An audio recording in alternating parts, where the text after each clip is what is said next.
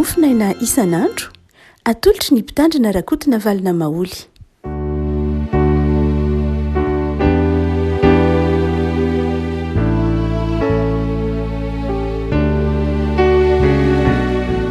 Falemaravatsika afaka malala tratra ity alatsinainy fahaenina amin'ny roapolo ny volana desambra ity miaravantsika tratry ny krismasy ny taona roapolo sy roa arivo mindrana ny fiaraban'ilay anjely manao hoe rahaba ray nasoavana fa ny tompo mombanao dia ny fahasoavan'ny tompo nandriavana ninika atsika amin'izao herinandro voalohany sady aorianan'ny krismasy izao. Ny mofinaina voalahatra ho antsika ry havako dia ny boky asan'ny apôstôly toko fahaefatra. Asan'ny apôstôly toko fahaefatra ny voalohany ka hatramin'ny faharoa ambin'ny folo. Fakitsika amin'ny anaran'i Jesosy. Ary raha mbola niteny tamin'ny vahoaka izy dia indreo tonga teo any ny mpisorona sy ny lehiben'ny mpiambina ny tempoly ary ny Sadseo. Fa sosotra izy noho ny nampianaran'ny apôstôly ny vahoaka sy ny nitoriny tamin'ny alalan'i Jesosy ny fitsanganana amin'ny maty. Dia nisambotra azy izy ka nanao azy tao an-tranomaizina ambara-pamaraina ny andro fa efa hariva ny andro tamin'izay. Kanefa maro tamin'izay nandre ny teny nino ka dia tonga tokony ho 5,000 no isan'ny lehilahy.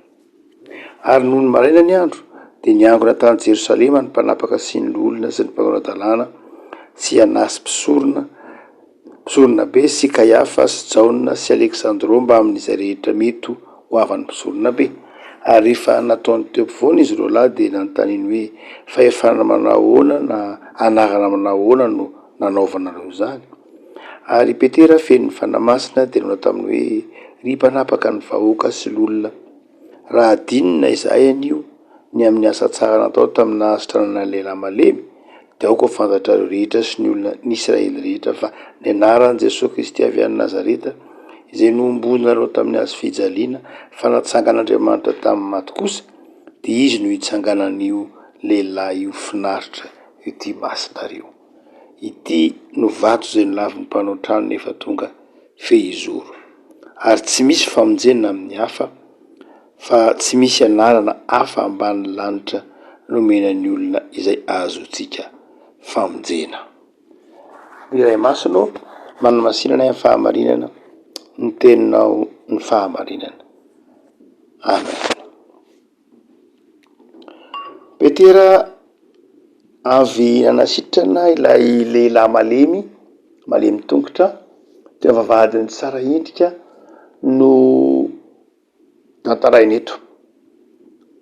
Tamin'ny anaran'ny Jesosy no nanasitranany Petera ilay lehilahy malemy tongotra mpangataka teo am-bavahady. Ary rehefa nena tamin'ny Petera dia ho Petera sy Jaona manao hoe tsy manana volamena na vola omenanao zahay fa mitsangatsangana amin'ny anaran'i Jesosy. Dia nitsangana niaraka tamin'izay ilay lehilahy malemy tongotra. Ary izay fanasitranana tamin'ny anaran'i Jesosy izay dia tsy zakan'ny mpisorona be sy ireo olona manam-pahefana tao amin'ny jiosy. Tsy zakany satria ny anaran'i Jesosy no nananganana ity lehilahy ity tamin'ny maty. Jesosy izay voalazan'ny Petera midoro teniny eto fa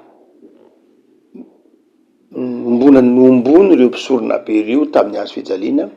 Jesosy izay ndriry niaraka tamin'ny vahoaka na nitondra fanasitrarana, nitondra fampianarana nefa dia nomilohina ho toy ny jiolahy. Ary dia tamin'ny anarana zany Jesosy zany ho Petera no nahazahoan'ny lehilahy io toetra finaritra na salama ankehitriny. Dia arak'izany dia nampanantsoina Petera.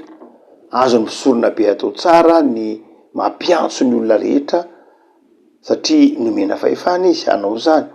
Ary dia afaka mitsara izy amin'ny lalàna jiosy sy ohatr'io. Na eo raha ny fanjakana Romana dia nanome lalana ny mpisorona be hanao zany fampetsoana fanadihadiny zany any mpisorona be any fanjakana Romana. Tsy mahagaga arak'izany raha afaka nampiantso any Petera sy Jaona ny mpisorona be eto. Ary nametra-panontaniana amin'ny hoe fahefana manao ahoana, anarana manao ahoana na anaran'iza ity izay ataonareo lahy, ampiasainareo lahy amin'ny fanasitranana ity. Dia zavatra roa afaka no hoentina mampaiganao am'ty mofinaina izay voalahatra ho anao ao arinan'ny krismasy ity. Ny tapany voalohany de ny hoe io tenin'Andriamanitra io teny torina io dia teny fiainana ka mitondra fanasitrana. Falazany Lioka zay nanorina asany apôstôly eto fa olona mihoatra ny 5,000 no nandray ny filazantsara. Olona 5,000 no nandray ny filazantsara. Jaona sy Petera izay olon-tsotra, apôstôly tsotra, azo zany hoe tambanivohitra mihitsy azy Petera, nefa dia nataona olona ho an'ny tompony. Andriamanitsy ny ao an-tsaintsika de ny hoe zany nitoro ny filazantsara zany dia ilana fahaizana manokana, fandalinana manokana, fiomanana lavitra, marina tokoa zany, tsy editsika hevitra zany. Fa tsy hoe anjaran'ny olona nandalina n'zany ihany ny fitokina filazantsara, ho an'izay efa nomanina ho am'zany, iny tsy editsika hevitra. Fa izao ho an'izay olona tsy niomina tam'zany no ny antony maro samihafa, de tsy midika hoe tsy afaka ny itoro ny filazantsara izy. Fa eto any de asehony tompo fa rehefa tian'ny tompo no nova olona, rehefa tian'ny tompo ny asa, de azon'ny tompo ampiasaina ny olona rehetra, ataona ny rehetra ho an'ny tompo.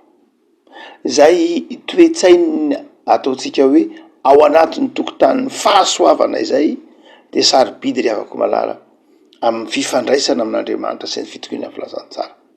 Fahasoavana izay tsy miankina amin'ny fahaizana mampahalalana, tsy miankina amin'ny faharanita-tsaina no ahafahany ny fahavokaran'ny asan'Andriamanitra, fa miankina amin'izy Andriamanitra irery ihany, ary miankina amin'ny fahasoavan'Andriamanitra mba tsy hahatonga ny olona irehare, mba tsy hahatonga zay ivita iofanana irehare, na mba hahatonga ny ny tsy vita fiofanana hitsara sy hanao tsinitsinina ny vita fiofanana, fa izao tena ny fahasoavan'Andriamanitra no ahafahana mitory ny filazantsara. Satria ny olona rehetra nandraisa ny fahasoavan'Andriamanitra zany, dia ny olona rehetra no manana adidy hitory ny filazantsara. Eto ary de Petera sy Jaona zay voalazan'ny asan'ny apôstôly amin'ny toko 2 ny toko 3, fa nanana herim-panahy manokana izy roa lahy. Atao hoe herim-panahy rehefa ko malala dia raha adika amin'ny fomba azahoantsika azy dia lay hery ahafahantsika miaina ny finoana. Zany hoe miaina ny finoana, tsy mora akory ny miaina ny finoana io, satria ny toe-javatra mitranga de mety mampisalasala. Fa ny herim-panahy dia lay ahafahan'ny olona miaina ny finoana, mampiatra ny finoana eo amin'ny fiainany. Rehefa tsy manana ny herim-panahy iny olona de malemy izy, ka am'izay fotoan'izay ny resin'ny saina ny finoana, resin'ny saina ny fahalalana, resin'ny fahalalana ny finoana, ka manjary ny zavatra hita maso no mibaiko ny fiatsika rehetra.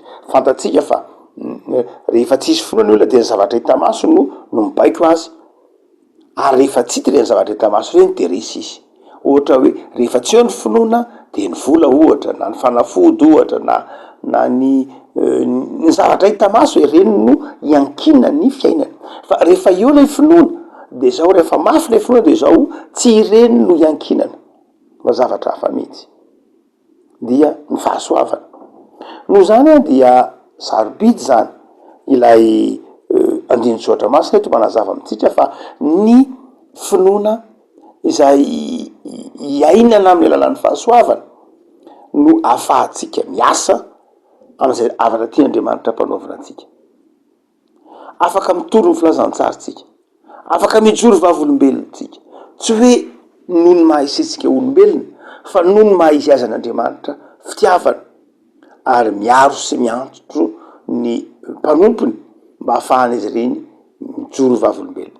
Fa ny faharoa zay asehontsika rehefa ko malala na asehon'ity asan'ny apôstôly ity manao hoe enao io na iza de afaka mitoro ny filazantsara.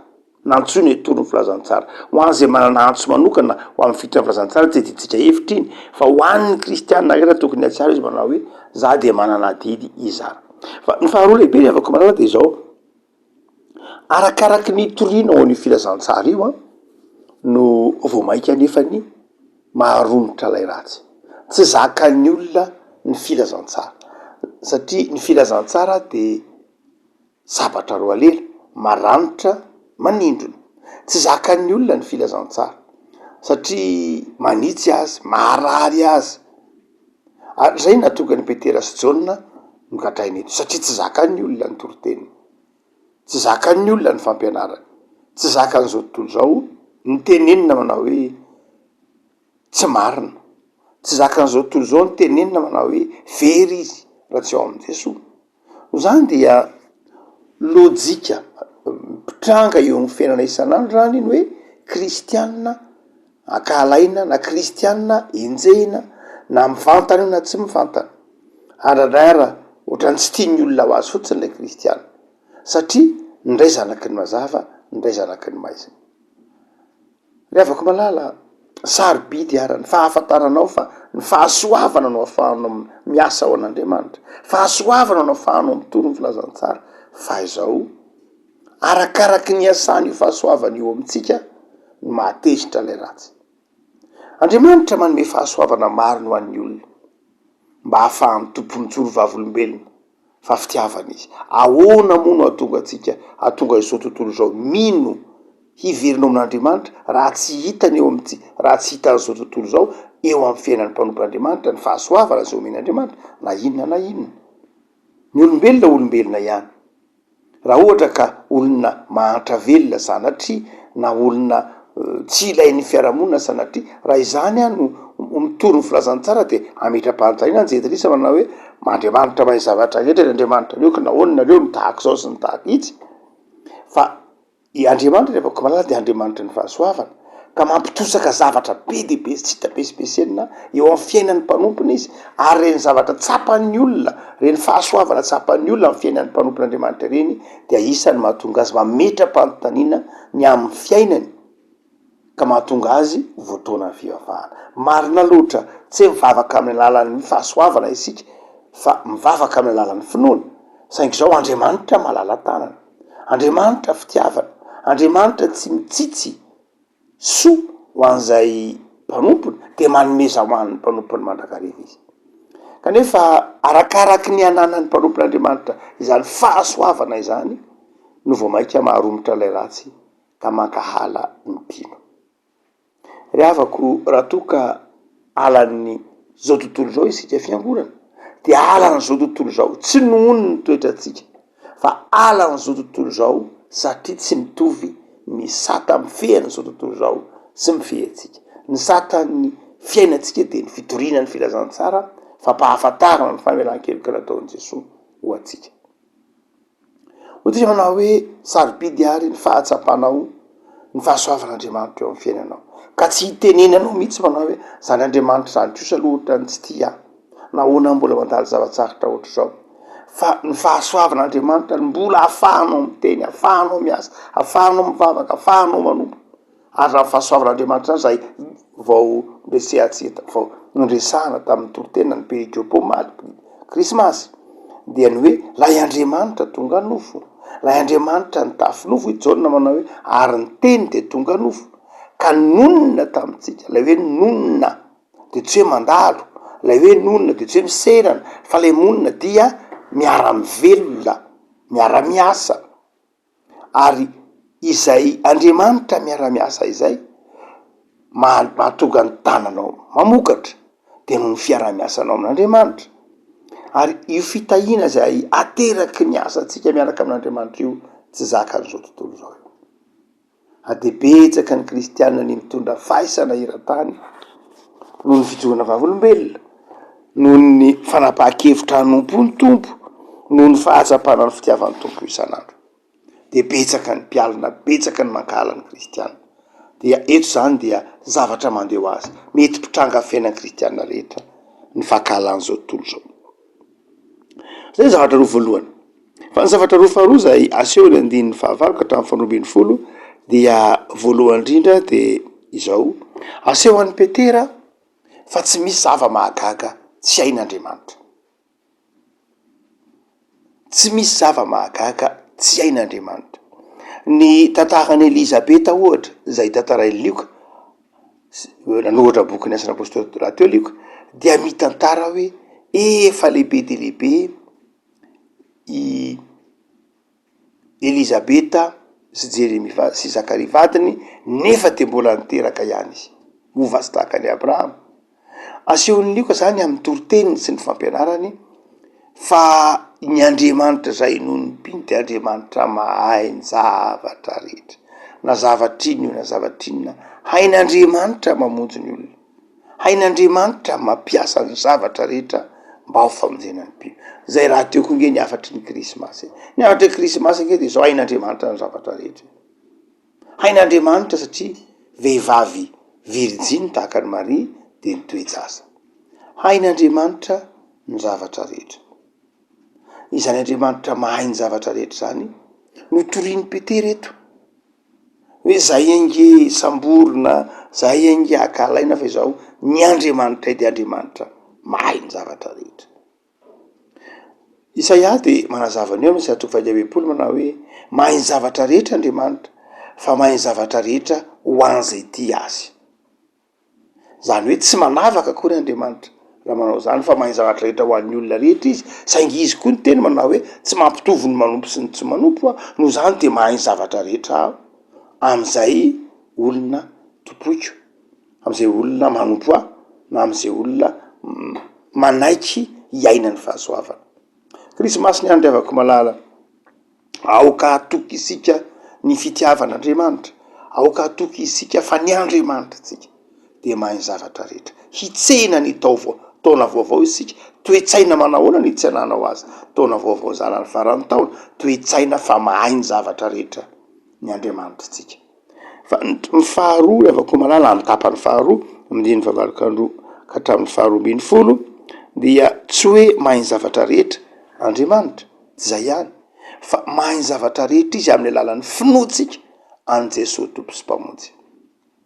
Eto Petera de somary nanindry kely amin'ny din'ny fahafolo manao hoe de aoka ho fantatrareo rehetra fa ny anaran'i Jesosy avy any Nazareta no hitsanganan'ny lehilahy finaritra eto Imasonareo.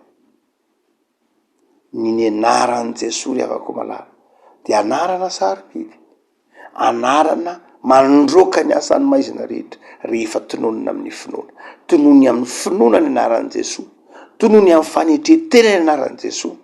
De zao anaovan'Andriamanitra teny fampaherezana manokana ianao, anaovan'ny Tompo asa mahagaga manokana ianao raha fantatr'Andriamanitra fa mahasoa sy voalahatra manokana zany. Fa ny zava-dehibe de zao tonony amin'ny anaran'i Jesosy amin'ny finoana zany, tsy hoe tonony tsy anahana hoe majika ry havako malala sanatria hoe sanatria hoe mpanao majika ve ny kristianina, tsy zay loatra fa lay anaran'i Jesosy de anarana ambony ny anarana rehetra Paoly amin'ny Kolosiana, amin'ny anaran'i Jesosy iny Jesosy nandoa liany lohalika rehetra Paoly amin'ny Kolosiana.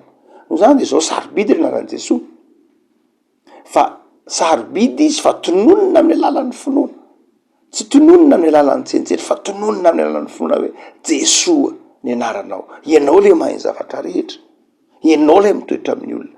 Afaka malala miatrika taona vaovao isika, afaka herinandro vitsy foana de tao aminao atsiaro fa ny Andriamanitra mahay ny zavatra rehetra de atsoa izy, atsoa ny anaran'i Jesosy amin'ny fotoana mety ho mahatery anao. Fa ny Andriamanitra de Andriamanitra mandre, Andriamanitra mahita, Andriamanitra azonao itorikiana amin'ny fotoana rehetra. Ny Andriamanitra marina, tsy miangatra, tsy manavakavaka. Zay lay Andriamanitra asehon'ny Krismasy, Andriamanitra tsy nanavaka na iza fa na de ny fahaterahany ho tonga olombelona aza tany an-tranonomby, tany an-tranonomby. Tsy hainy zao tontolo zao nandray azy satria zao tontolo zao variana amin'ny luxe, variana amin'ny zavatra tsara, hany ka tsy mety mandray ny fahatsoran'Andriamanitra intsony. Ny Andriamanitra Andriamanitra tsotra, Andriamanitra mahafantatra ny fahantrahanao, Andriamanitra mahafantatra zay mahatery anao, zay ny Andriamanitra ao. Ary vonina ny androtsaka ny fitahipasoavana sy ny fampahirezo nanao fa alao hery ary mino ary matoky ny fitiavany tompo ivavaka sika tompo misaotranao zay noho ny krismasy zay nomenao anay tsaronay vao omaly krismasy zay fahatserovana ny fitafianao nofoka tonga olombelona de manafatra anay ianao amin'ny teninao fa enao Andriamanitra de fitiavana mahay zava-mahagaga ka na io ara ny fahasarotany fijogona vavolombelona ny fitohinany filazantsara de ampy ho anay ny fahasoavanao manafatra anay ianao fa ny anaranao de anarana tononona ka mitondra fanasitranana tononona ka mitondra fiadanana tononona ka mitondra fifangadiavana tononona ka manery hamela iloka rehefa tononona ny anaranao de manery anay ampitiavana hamela ny iloko ny namanay manery anay ampitiavana hijoro vavolombelonao tompo mivavaka aminao zahay am'izao herinandro farany am'izao taona nomenao anay zao de ampaherezo zay tompo iankina aminao terizo andiny tena manoloana ny fotoana nomenao anay nandritrizay volana maromaro zay fa io ny fonay fa ny Andriamanitra mahay ny zavatra rehetra fa io ny fonay ahatserovanay koa fa mitaky andraikitra sy finoana ny fijoroanay vavolombelona ka raha mandalo zavatsarotra zay de atao fimpandresy tahaka anao Jesosy da iny tokantrano tsirairay Jesosy am'izao taona madivy farany zao da iny kristianina tsirairay am'izao taona madivy farany zao ampaherezo atoky anao misaotra Jesosy noho ny amin'ny fifaliana omaninao anay sahady ny taona vaovao amen